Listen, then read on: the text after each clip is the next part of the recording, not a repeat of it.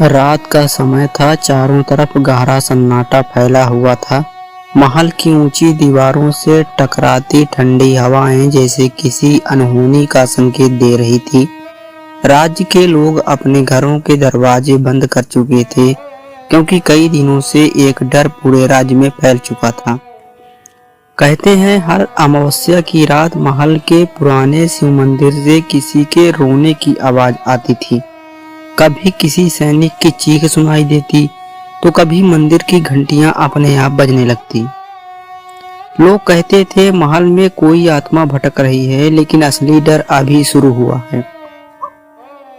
उस रात अचानक राजा विक्रमसेन की नींद खुली। उसने देखा उसके कमरे के बाहर कोई खड़ा है। सफेद वस्त्र, लंबी जटाएं और हाथ में जलता हुआ त्रिशूल। राजा ने कांपते हुए दरवाजा खोला, लेकिन बाहर कोई नहीं था। सिर्फ जमीन पर राख से लिखा हुआ एक वाक्य था, पाप का हिसाब शुरू हो चुका है। राजा का शरीर डर से कांप उठा। क्यों यह वही शब्द थे जो 20 साल पहले मरने वाले एक निर्दोष सैनिक ने अपनी आखिरी सांस में कहे थे। उस सैनिक की मौत के बाद से महल में कभी शांति नहीं रही, और उसी रात महल के मुख्य द्वार पर एक रहस्यमय साधु आया, जिसकी आंखों में ऐसा रहस्य छिपा था जो पूरे राज्य को बर्बाद भी कर सकता था और बचा भी सकता था।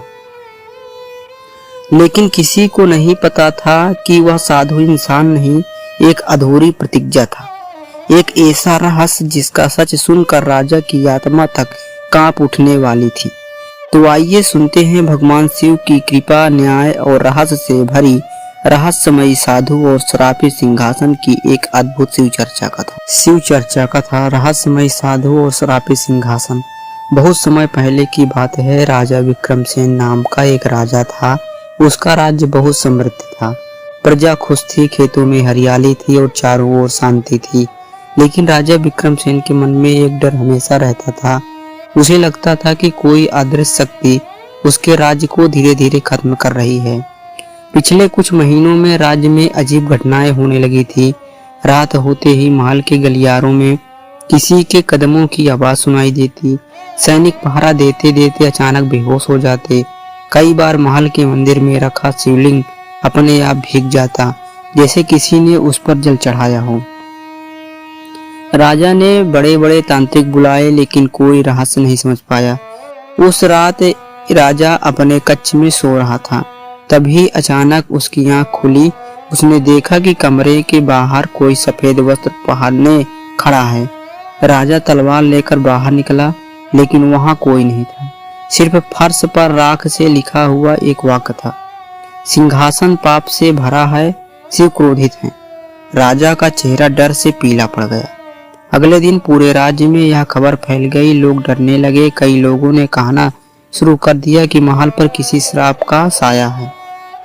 उसी शाम महल के मुख्य द्वार पर एक रहस्यमय साधु आया। उसकी लंबी जटाएं थी, शरीर पर भस्म लगी थी और हाथ में त्रिशूल था। उसकी आंखें इतनी तेज थी कि सैनिक भी उसके सामने नजरें नहीं मिला पा रहे थे। उसने महल के द्वार पर खड़े होकर ऊंची आवाज में कहा, राजा विक्रमसेन से कहो मृत्यु उसके सिंहासन तक पहुंच चुकी है। सैनिक घबरा गए और तुरंत राजा को सूचना दी। राजा ने साधु को दरबार में बुलवाया। जैसे ही साधु दरबार में पहुंचा, अचानक महल के दीपक अपने आप बुझने लगे। पूरा दरबार अंधेरे में डूब गया। लोग कांपने लगे। साधु ने आंखें बंद करके ओम नमः शिवाय का जाप किया और फिर सब दीपक अपने आप जल उठे। दरबार में सन्नाटा छा गया। राजा ने कांपती आवाज में पूछा, आप कौन हैं? साधु मुस्कुराया, मैं कौन हूँ यह जानना आवश्यक नहीं। यह जानना आवश्यक है कि तुम्हारे महल में पाप छिपा है। राजा चौंक गया। कैसा पाप? साधु बोला, 20 वर्ष पहले इस महल में एक निर्दोष व्यक्ति की हत्या हुई थी। उसकी आत्मा आज भी न्याय मांग रही है। राजा गुस्से में बोला, यह असंभव है, मेरे पिता महान राजा थे। साधु ने अपनी आंखें बंद की और कहा, सत्य हमेशा राजमुकुट के नीचे दबा रहता है। यह सुनकर पूरा दरबार स्तब्ध रह गया। उस रात राजा सो नहीं पाया। उसके मन में बार बार वही बातें घूम रही थी। आधी रात को अचानक महल में घंटियों की आवाज गूंजने लगी। राजा बाहर निकला। महल का मंदिर अपने आप खुल चुका था। वहां वही साधु बैठा था, उसके सामने अग्नि जल रही थी। साधु बोला, राजा क्या तुम सत्य जानना चाहते हो? राजा धीरे से बोला, हाँ। साधु ने अग्नि में कुछ भस्म डाली। अचानक आग तेज हो गई और उसमें एक दृश्य दिखाई देने लगा। राजा ने देखा 20 साल पहले का महल। उसके पिता सिंहासन पर बैठे थे। सामने एक युवक सैनिक खड़ा था जिसका नाम वीरभद्र था। वह सैनिक चिल्लाकर कह रहा था, महाराज, राज्य का मंत्री गद्दारी कर रहा है। लेकिन तभी मंत्री ने सैनिक पर झूठा आरोप लगा दिया। राजा के पिता क्रोधित हो गए और बिना सच्चाई जाने सैनिक को मृत्यु दंड दे दिया। सैनिक मरते समय चिल्लाया, एक दिन यह महल रोएगा और शिव स्वयं न्याय करेंगे। दृश्य समाप्त हो गया। राजा के हाथ कांपने लगे। तो यह श्राप उसी सैनिक का है। साधु ने धीरे से कहा, नहीं, कहानी अभी अधूरी है। अचानक मंदिर की दीवारों से अजीब आवाजें आने लगी। ऐसा लग रहा था जैसे कोई रो रहा हो। साधु ने राजा को महल के पुराने तहखाने में चलने को कहा। दोनों मसाल लेकर नीचे उतरे। तहखाना कई वर्षों से बंद था। दीवारों पर जाले लगे थे। जैसे ही वे अंदर पहुंचे, अचानक ठंडी हवा चलने लगी। राजा ने देखा एक कोने में लोहे की जंजीरें पड़ी थी और वहीं एक पुराना त्रिशूल रखा था। साधु ने त्रिशूल उठाया और बोला, यह वह स्थान है जहां निर्दोष की आत्मा कैद हुई थी। तभी अचानक तहखाने का दरवाजा अपने आप बंद हो गया। राजा डर गया। अंधेरे में किसी की आवाज गूंजी, न्याय न्याय। राजा कांपने लगा। तभी मसाल बुझ गई। अब वहां सिर्फ साधु की आंखें चमक रही थी। साधु बोला, राजा विक्रमसेन, क्या तुम अपने पूर्वजों के पाप का प्रायश्चित करोगे? राजा रो पड़ा। हाँ, मैं जो कहोगे करूंगा। साधु ने कहा, कल अमावस्या है। अगर तुमने सच्चे मन से शिव पूजा नहीं की तो यह महल नष्ट हो जाएगा। अगले दिन पूरे राज्य में महाशिव पूजा की तैयारी होने लगी। हजारों लोग मंदिर पहुंचे। राजा ने खुद शिवलिंग पर जल चढ़ाया। साधु पूरे समय शांत बैठा रहा। जैसे ही आधी रात हुई, अचानक आसमान में तेज बिजली चमकी। मंदिर की घंटियां अपने आप बजने लगी। लोग डर कर इधर उधर भागने लगे। तभी साधु खड़ा हुआ और जोर से बोला, कोई नहीं भागेगा, आज सत्य प्रकट होगा। अचानक मंदिर के बीचों बीच धुआं फैल गया।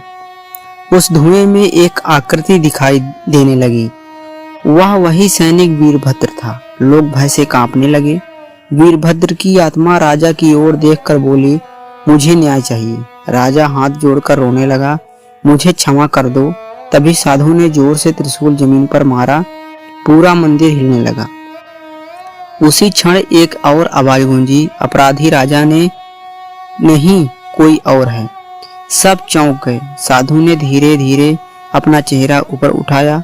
उसकी आंखों में आंसू थे। वह बोला, वीरभद्र मेरा भाई था। पूरा मंदिर स्तब्ध रह गया। राजा हैरान होकर बोला, क्या? साधु ने कहा, 20 साल पहले मंत्री ने मेरे भाई को फंसाया था, लेकिन असली गद्दार वही मंत्री था। उसने राज्य को बेचने की कोशिश की थी।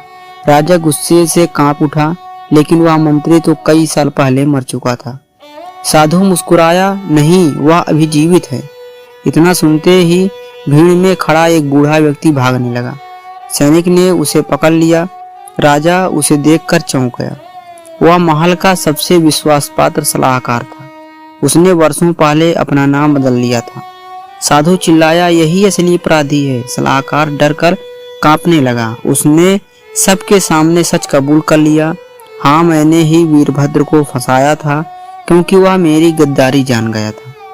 यह सुनते ही लोगों में क्रोध फैल गया।